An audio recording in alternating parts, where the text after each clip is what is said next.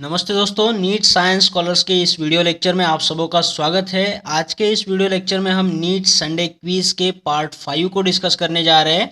देखो, इस सीरीज़ के चलते हम यहाँ पे ऐसे क्वेश्चंस को ही डिस्कस करेंगे जो आने वाले नीट एग्ज़ाम में पूछे जाने की बहुत सारी आशंका है दोस्तों। तो चलिए आज के इस सेशन के शानदार क्वेश्चंस को डिस्कस कर लेते हैं।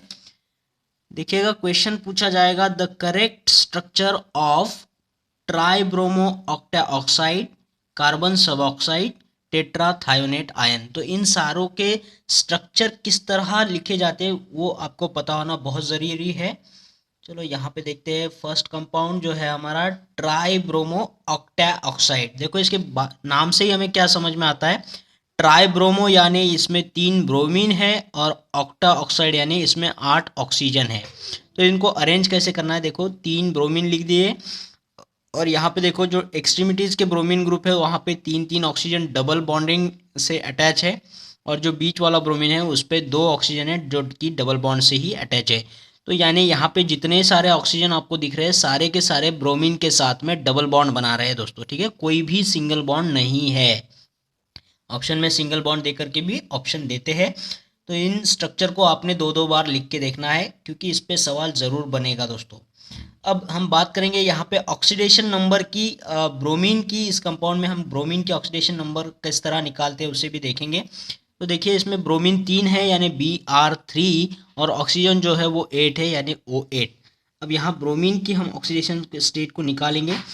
तो इस कंपाउंड में हम देखो कोई चार्ज तो है नहीं, तो इसकी ऑक्सीडेशन स्टेट पूरी कंपाउंड की क्या हो जाएगी, 0। यहाँ ब्रोमीन की निकालनी है तो ब्रोमीन के लिए हम X लेंगे और 3 ब्रोमीन कंपाउंड है इसलिए 3X बोलेंगे इसे। प्लस यहाँ एक ऑक्सीजन की ऑक्सीडेशन स्टेट होती है -2 और यहाँ पे कितने सारे ऑक्सीजन है, 8 है। तो 8 और एक ऑक्सीजन की -2, इस तरीके से ये इक्वेशन बनेगा और X की वैल्यू हम निकाल सकते हैं। तो 3X यहाँ पे क्या होगा, 8 2 ज़ा 16 और ये माइनस साइन आएगा, -16 होगा इज इक्वल टू 0। फिर 3X इज इक्वल टू ये 16 उस साइड में जा करके ये +16 हो जाएगा और X इज इक्वल टू 16/3।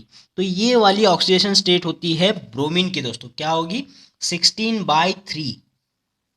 लेकिन हमें पता है कि किसी भी एलिमेंट की ऑक्सीडेशन स्टेट जो है वो फ्रैक्शन में नहीं होती है दोस्तों, ठीक है। तो ये फ्रैक्शन में यहाँ भी ये ऑक्सीडेशन स्टेट ब्रोमीन की नहीं है। देखते हैं ये 16/3 किस तरीके से होता है। यहाँ पे देखिए, ये एक्सट्रीमिटीज़ के ब्रोमीन की ऑक्सीडेशन स्टेट सेम है और बीच वाले ब्रोमीन की डिफरेंट होगी दोस्तों। तो यहाँ पे देखिए 3 ऑक्सीजन अटैच है, यहाँ पे एक का -2 3 का हो जाएगा, ये +6 होगा इसका।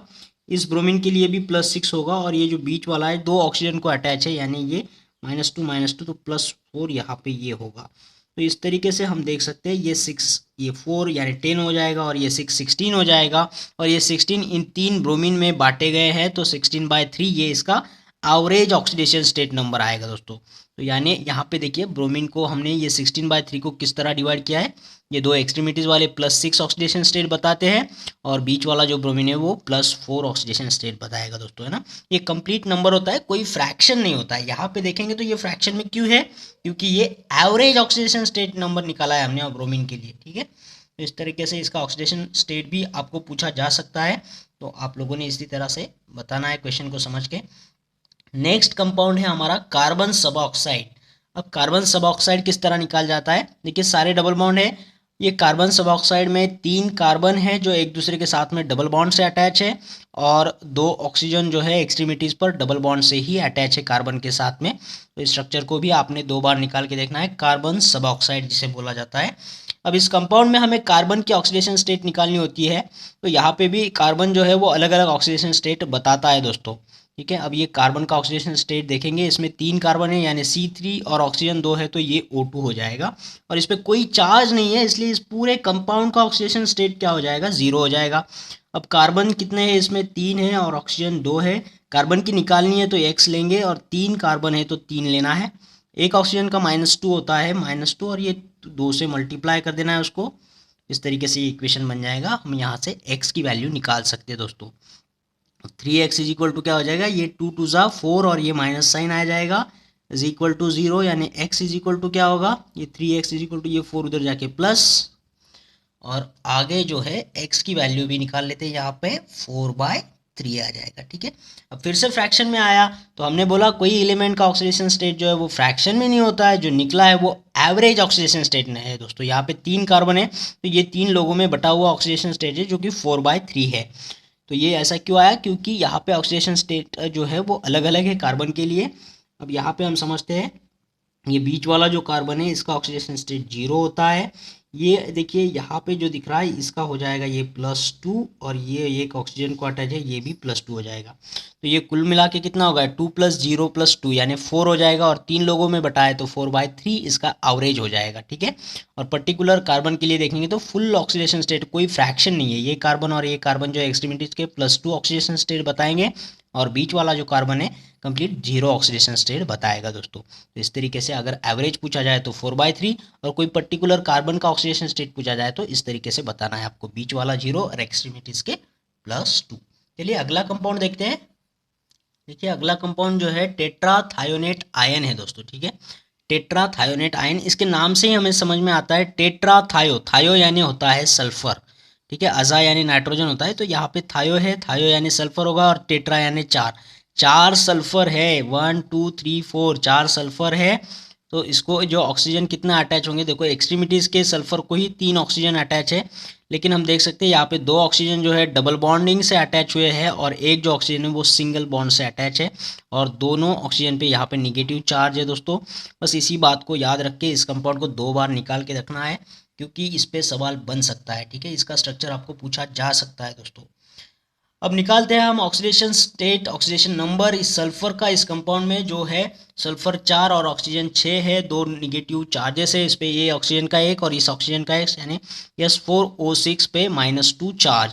तो देखिए यहाँ पे कुल मिला के इस कंपाउंड में -2 चार्ज है, तो इस पूरे कंपाउंड का जो ऑक्सीडेशन स्टेट आएगा वो -2 आ जाएगा। हम अब तक तो इक्वल टू 0 ले रहे थे क्योंकि कंपाउंड के ऊपर कोई चार्ज ही नहीं था, लेकिन यहाँ पे हमें चार्ज दिख रहा है तो ये -2 लेंगे।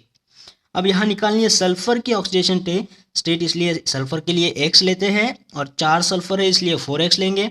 और यहाँ पे देखिए 6 ऑक्सीजन है, हम जानते हैं एक ऑक्सीजन के लिए -2 होता है और यहाँ पे 6 ऑक्सीजन है तो इसको 6 से मल्टीप्लाई कर दे, ये बन जाएगा हमारा इक्वेशन।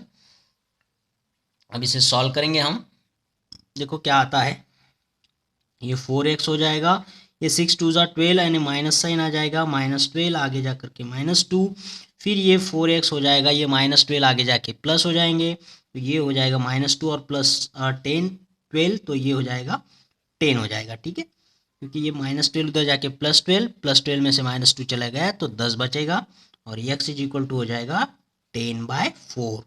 ठीक है, तो देखिए फिर से फ्रैक्शन आ रहा है, ये 2.5 हो जाएगा। ये फ्रैक्शन जो है ये एवरेज ऑक्सीडेशन स्टेट होगा हमारे सल्फर के लिए जो इन चारों में बटा हुआ है दोस्तों। ठीक है, अब समझते हैं इनका फुल ऑक्सीडेशन स्टेट क्या होता है।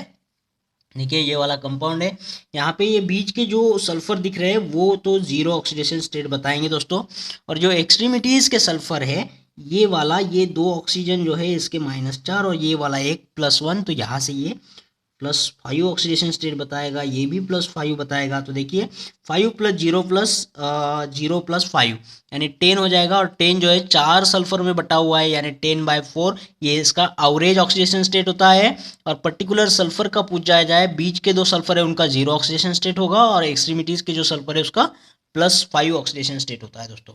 ठीक है, मैं फिर से आपको एक बार दरखास्त करता हूँ, ये सारे कंपाउंड के स्ट्रक्चर आपने 2 बार लिख के देखना है, उनकी ऑक्सीडेशन स्टेट को एक बार देखना है क्योंकि इस पे सवाल ज़रूर बनेगा दोस्तों आने वाली नीट में।